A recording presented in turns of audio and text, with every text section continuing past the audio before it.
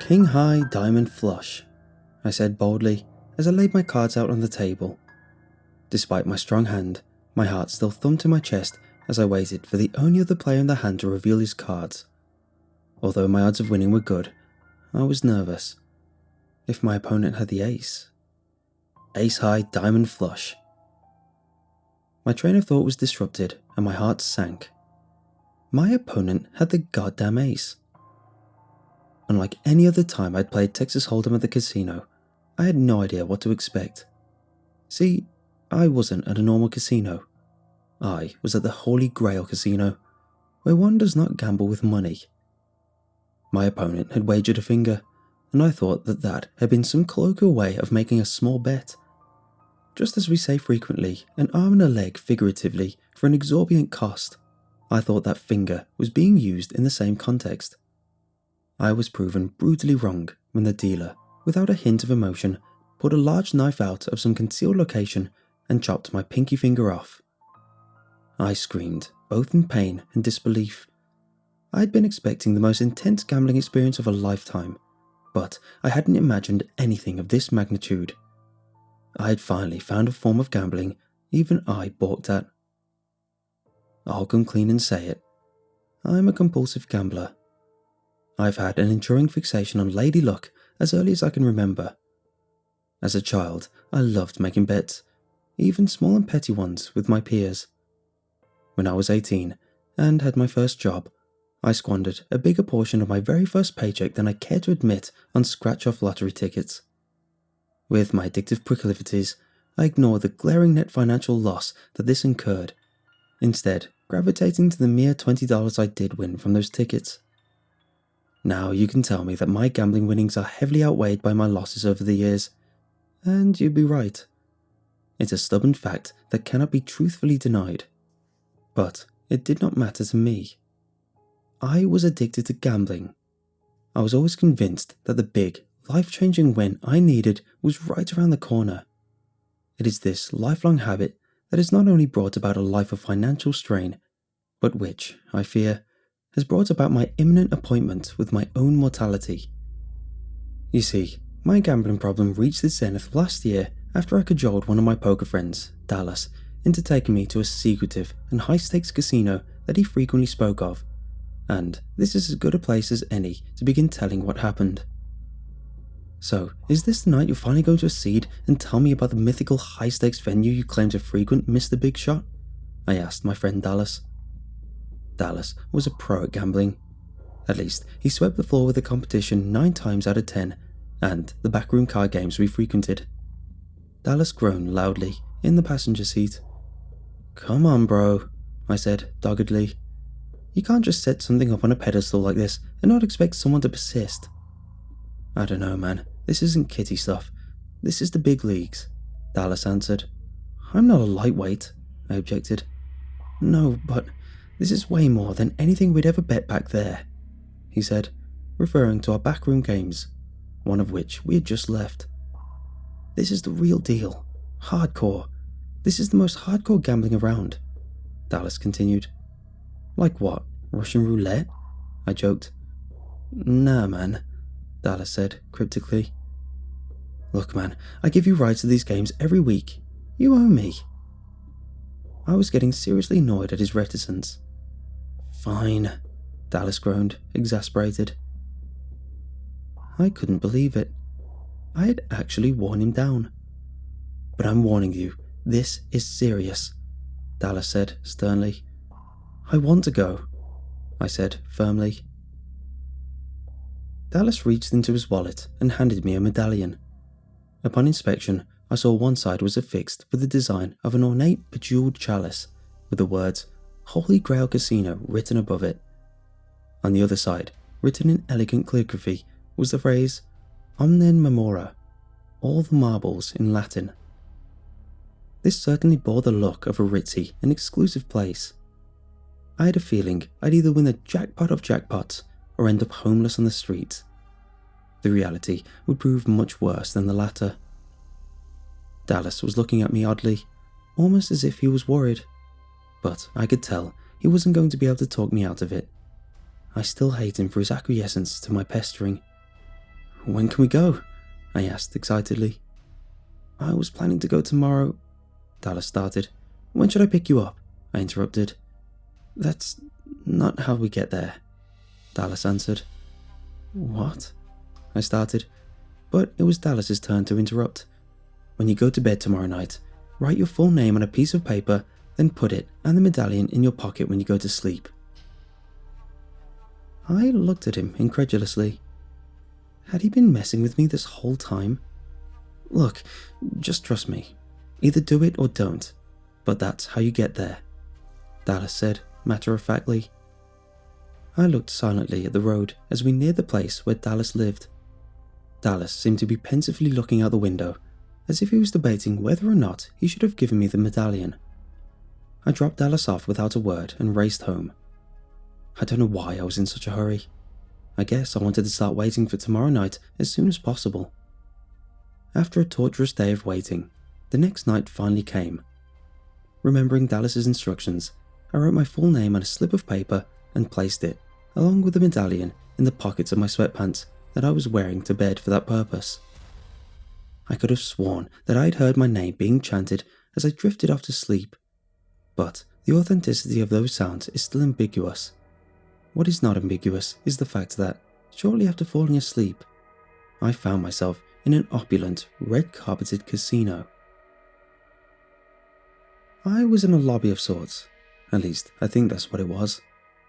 I was in a large marble room with Greco-Roman-style columns flanking a plush red carpet that led to two magnificent ebony doors, which boasted intricately carved ivory handles.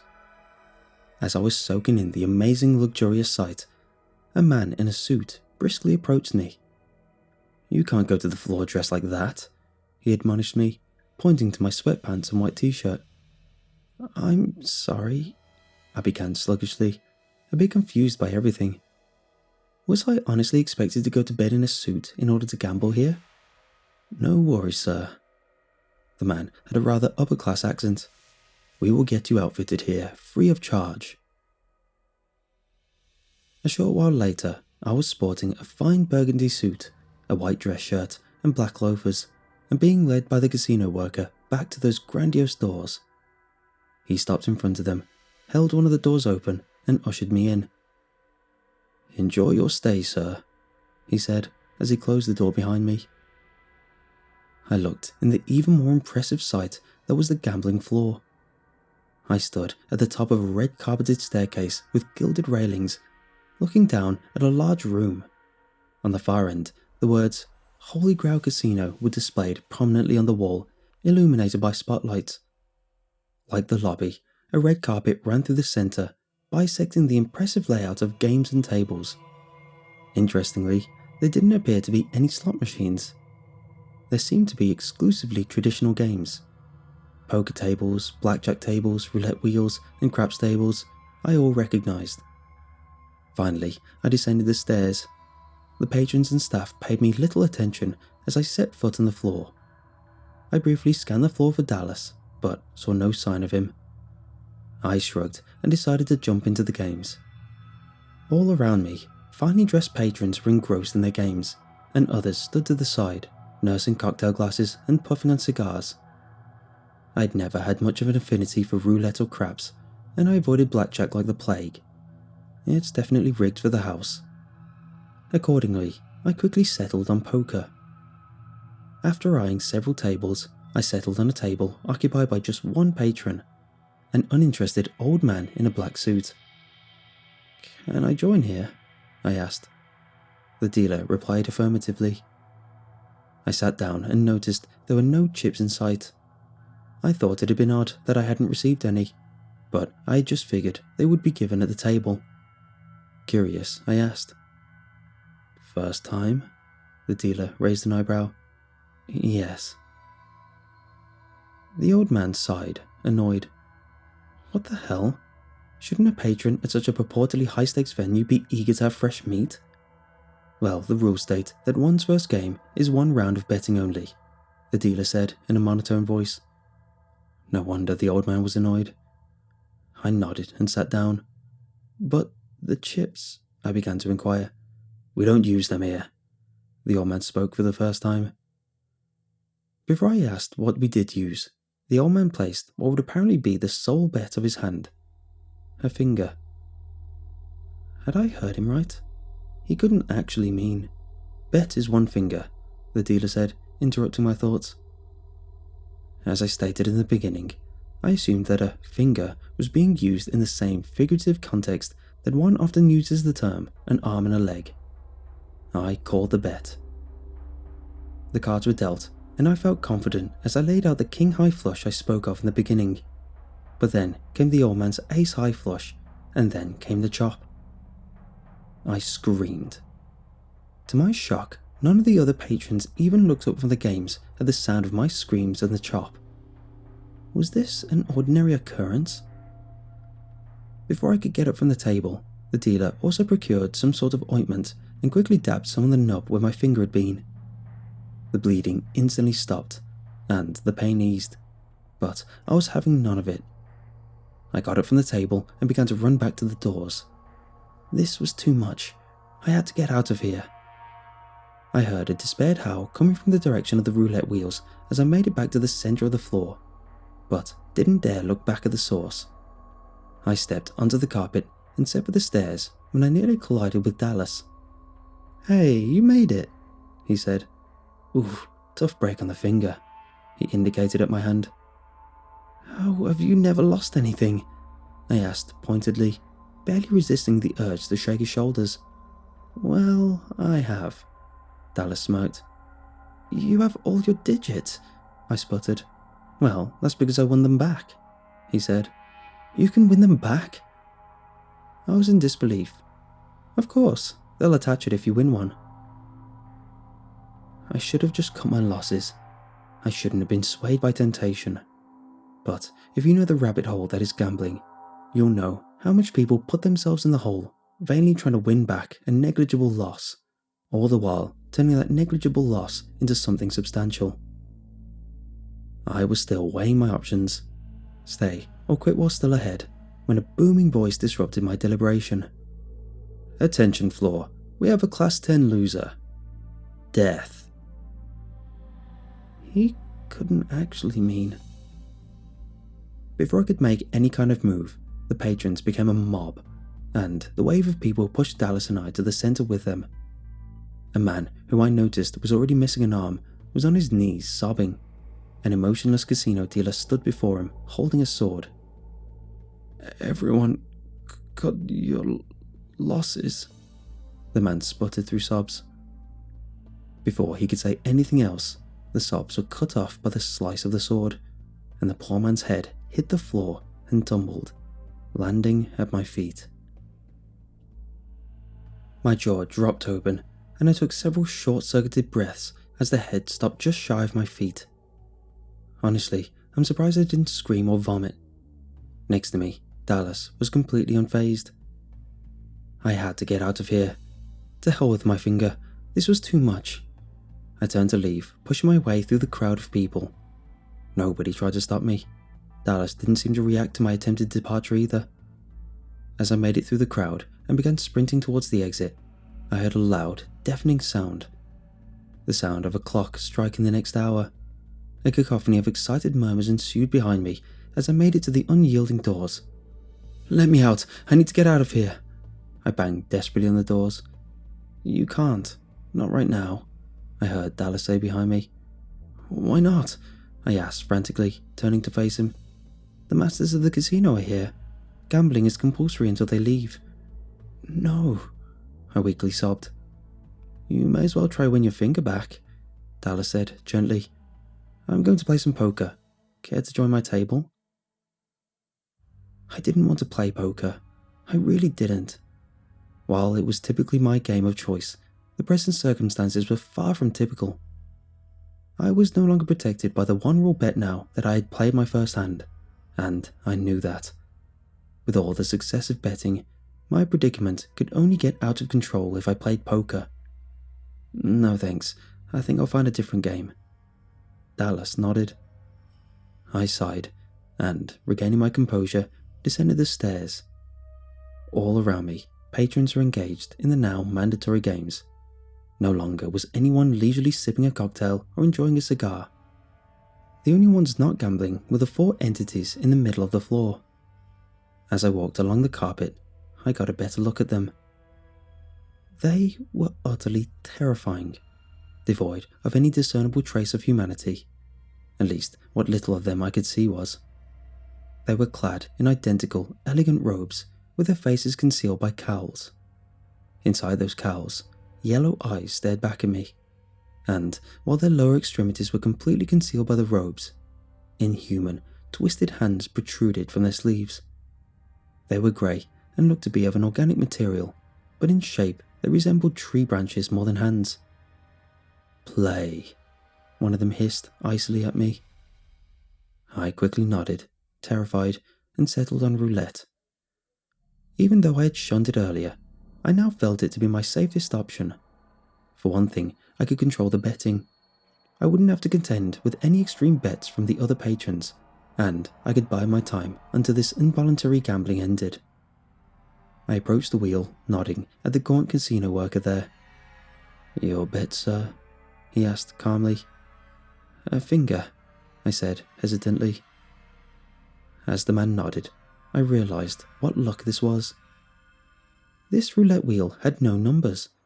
I literally had a 50-50 shot of winning my digits back and being whole again. I'd never heard of such a wheel, but I wasn't about to look a gift horse in the mouth. "Black, please," I said to the man.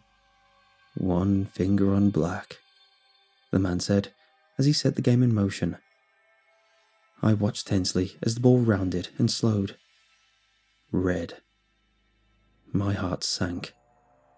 More pain ensued as the man, much like the first dealer, removed my ring finger. I cried out and fell to my knees. I struggled to get up in between pain sobs. Gambling was still mandatory, and I did not want to anger those foul beings. I would just keep betting on black at the roulette wheel. Eventually I'd be whole again. It only took one win after all. 2 fingers on black. I placed my bet.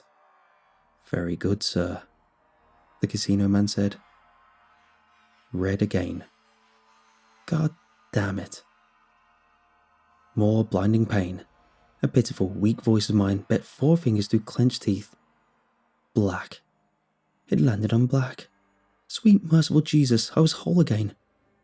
Fascinated, I watched as the man procured 4 fingers from his coat pocket and somehow reattached them. I gratefully rubbed my regenerated flesh as I left the wheel. If I could just blend in with the crowd until the masters left, I would be in the clear. I could leave with my body whole and never return to this godforsaken place. But I wouldn't get so lucky. After about 10 minutes of attempting to be the wallflower, I was spotted by a poker dealer. I was clearly guilty of idling, and he knew it. I had 2 choices, he said. Play at his table or answer to the masters. I chose the former, and as I sat down at the table, realised Dallas was there. He had a hand missing. It was just Dallas and one other when I joined, and this 3-player game quickly escalated. It was clear that this hand was all or nothing. Horrible as it was to be pitted against my friend, it was him or me, and damn straight, I was choosing myself. Soon, the betting had led us all having, literally, our necks on the line. Somehow, I had ended up having my head on the line. Losing was not an option, and was no option for any of the 3 of us, but I was determined to win. But so was Dallas, and in his steadfast desire to live, he showed depths of depravity I would have never deemed him capable of. "I'm up in the stakes. Death by immolation," Dallas proclaimed as the turn. For those who don't know, that's the 4th card in Texas Hold'em, was revealed. I couldn't believe it, but the dealer blandly restated the bet as if nothing of note had happened. "What the hell, Dallas?" I screamed, completely shaken. "Death is already on the line." "I don't want to die, buddy," Dallas said, "and I don't want you to die either. But, barring the unlikely event of a tie, 2 of us, and therefore you and I, will die after this hand. But there are many ways to die, and decapitation is much better than burning to death. If your cards are bad, you need to seriously consider it. I feel pretty confident about my hand. How about you?" I was terrified, both at Dallas's villainous monologue and the terrifying prospects that I faced. My nerves nearly failed. I very nearly folded and took the easy death. If you fold, you forfeit what you have previously bet, in this case my head. But I called the bet with a quivering voice. My nerves were apparently stronger than the third player. He sobbed at his dilemma before folding. Poor bugger. He was taken away from the table to be beheaded as the dealer prepared to reveal the river, the final card. I braced myself. There were a couple of things of note out of the 4 cards. 3 spades, possible flush for Dallas if he had 2 spades, and a 10. The 10 was of note, because I had 2 10s. 3 of a kind would lose to a flush, but 4 of a kind would prevail and save my life. After great inner suspense, the last card was revealed. I couldn't believe it. It was the 10. I was saved. My luck had saved me when it mattered the most. There's not much more to wager, Dallas. I check, I said. Up to the gods then. Fine, Dallas said, showing me a flush. Sorry, Dallas. 4 10s. I revealed my hand. Dallas was shaking, hyperventilating even.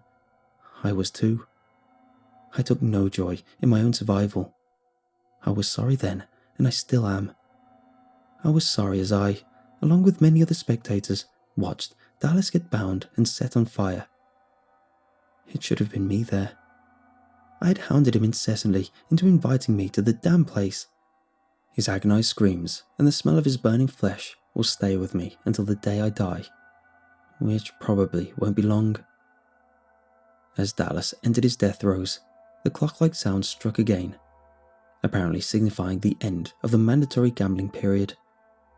We were free to leave. I was free to leave. Dejected at the horrors I witnessed, and profoundly guilty at the hand I had in my friend's death, I began to mosey towards the exit, only to be stopped by some unseen force. As many of the patrons filed out, the telekinetic force that had me in its grasp spun me around. I gasped. I was staring right at the masters, and even though their faces were hidden, it was clear that they were angry with me. You didn't play, one said accusingly. My heart thumped rapidly as I said that I had played, and asked that I please be allowed to leave. You didn't play for a few minutes, another one responded. Damn, I was screwed. The master die, the first one said. I watched in horror as one of them produced a large die and rolled it. By the looks of it, nothing nice was in store for me. I suppose the best description of the die I can offer is to say that it's similar to the one Bowser rolls if you land on his space in Mario Party 6. But I digress. The die landed and my knees went weak. 50 years of your life is forfeit as punishment, the masters chimed. Of course, feel free to try win them back later. I was sobbing. I was begging. But they were unmoved as they freed me from their supernatural grip.